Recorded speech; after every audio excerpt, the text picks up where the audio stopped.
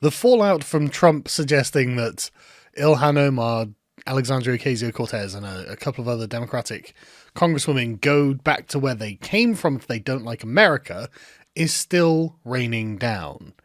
Trump is a racist. If you support him, so are you.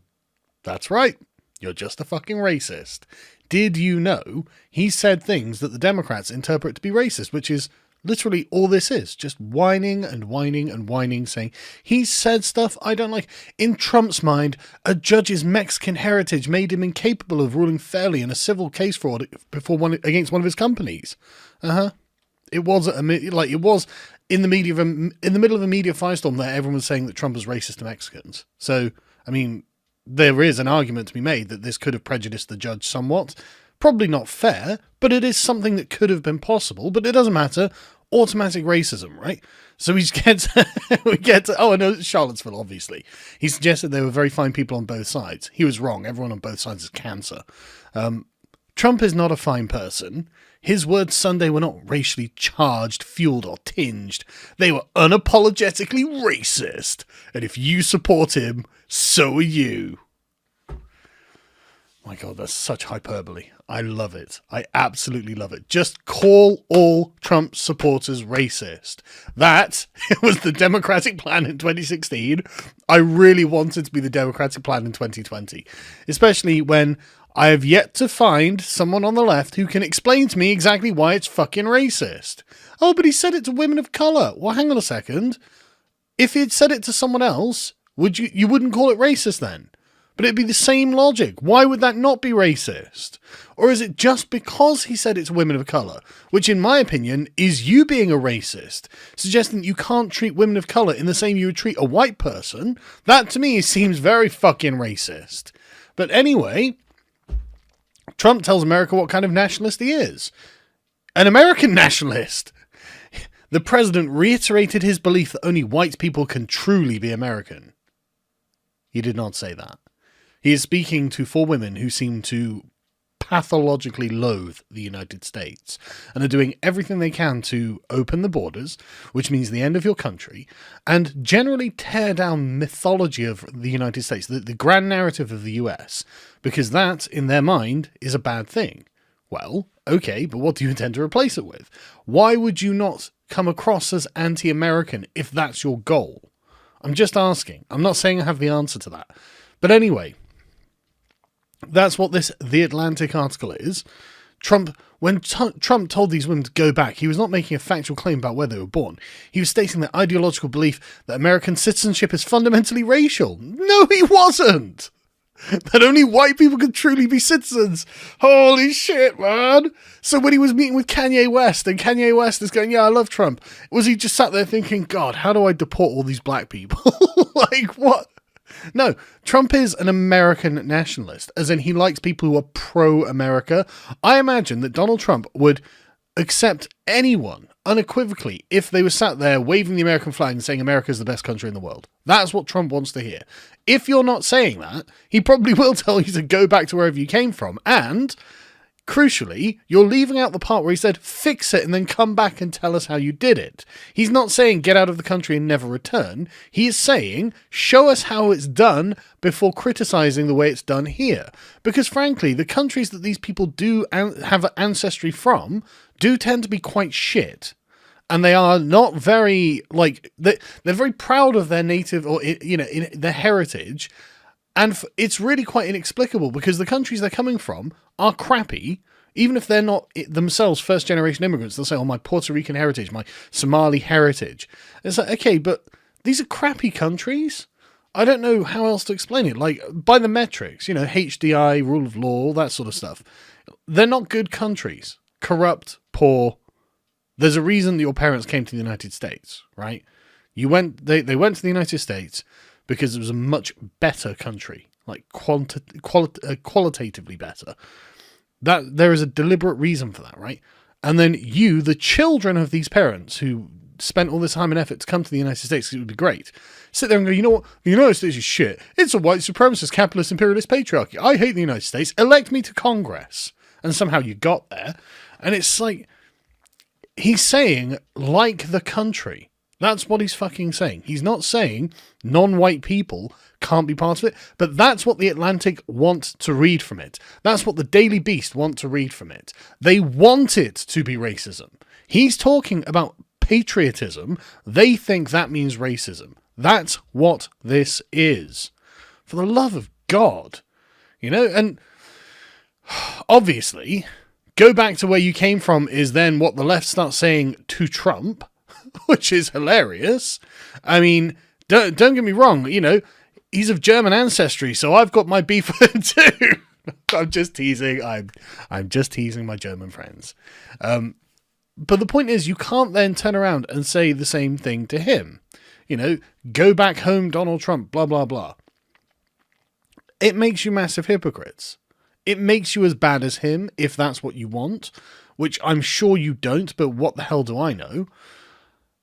And of course, our prime ministerial candidates condemn Donald Trump as if that's going to stop them from tearing you apart, as if that's going to stop them from reaming into you, because no matter what you do, you didn't condemn them hard enough.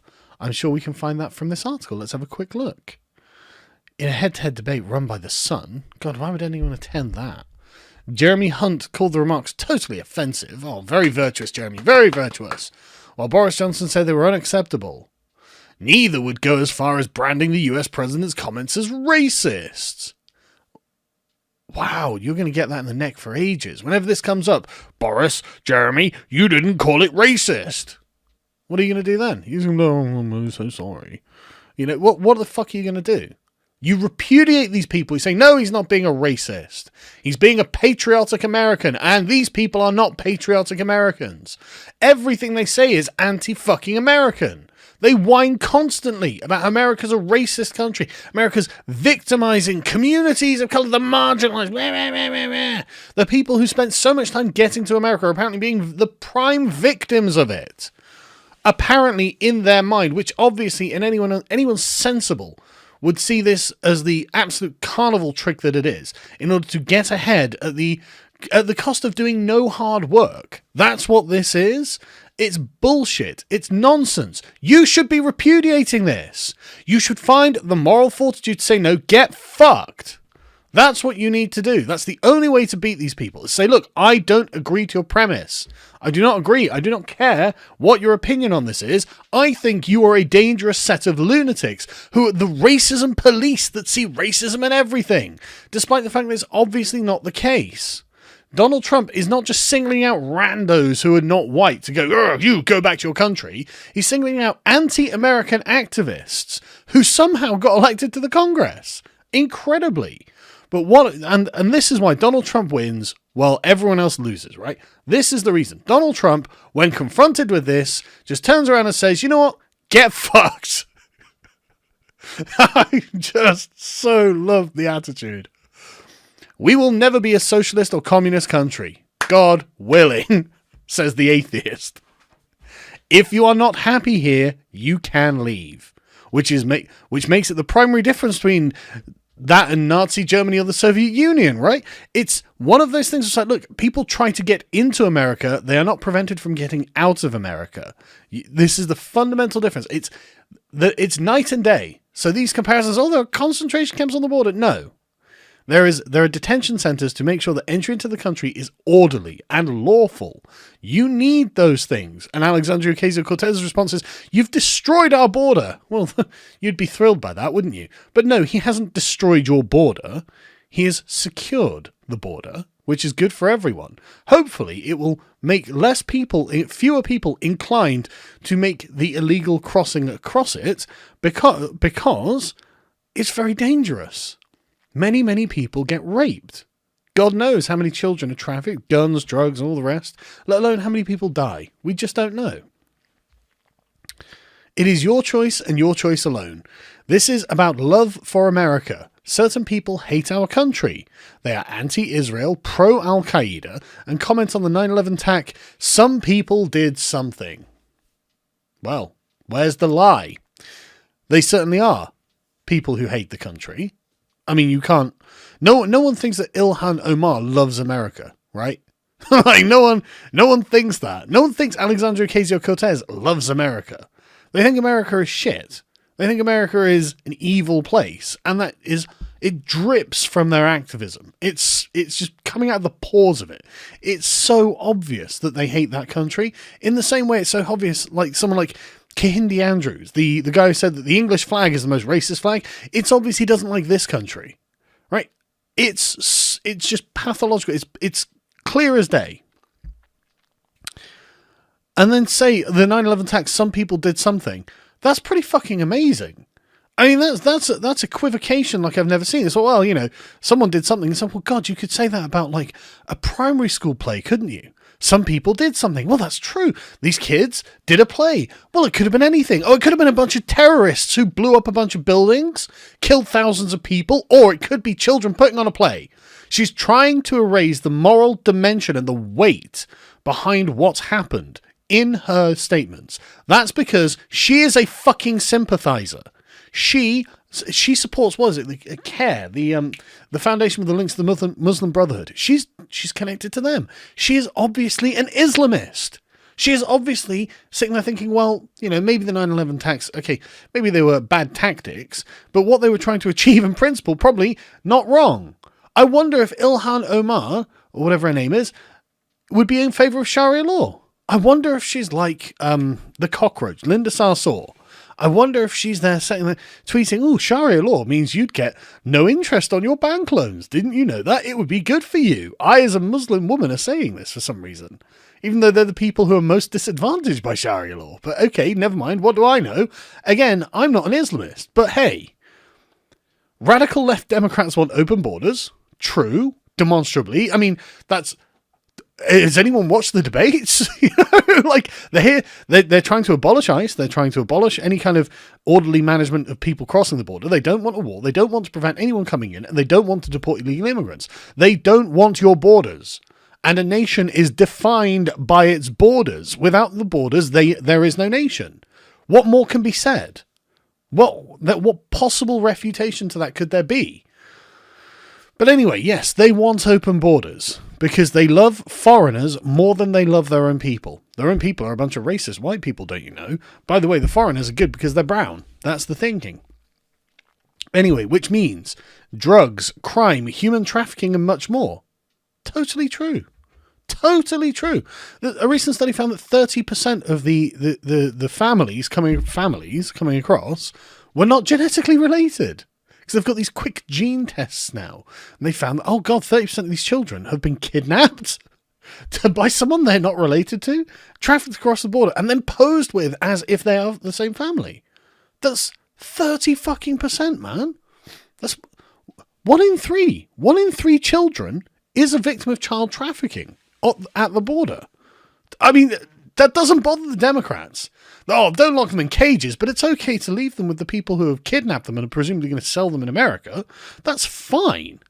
Like, the moral compass of the Democrats is backwards at this point. They just don't understand that there is real damage being done to real human beings in the conceptual search for an end to oppression. They are going to facilitate untold amounts of it.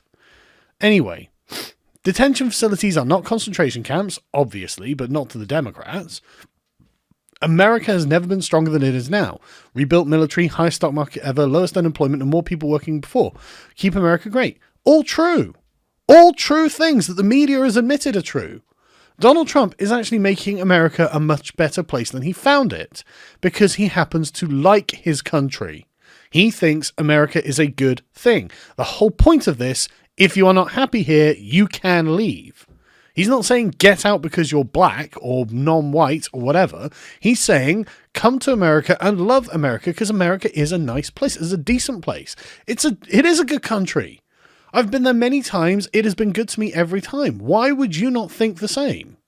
Oh, is it because I'm white? Is that my privilege showing? Oh, sorry. I forgot about that. It couldn't be because I actually like the country and I actually try and get along and follow the rules of the country, more importantly. I don't go there breaking the laws. I mean, maybe that's crazy me. Don't go break the laws and maybe the country will treat you fairly well. What do I know? But anyway, it's not about racism, you morons. It's not about race at all. It's about loyalty It's about appreciation. It's about love for one's country, which seems to be drastically lacking in the Democratic Party as a whole. The only person in the Democratic Party who even vaguely seems to like America is Tulsi Gabbard. And that's because, really, she's a bit out of place now. She doesn't really belong in the Democratic Party. She'd be the right wing of the Democratic Party, which means the centrist, normal, moderate Democrat from the 90s. That's what that means.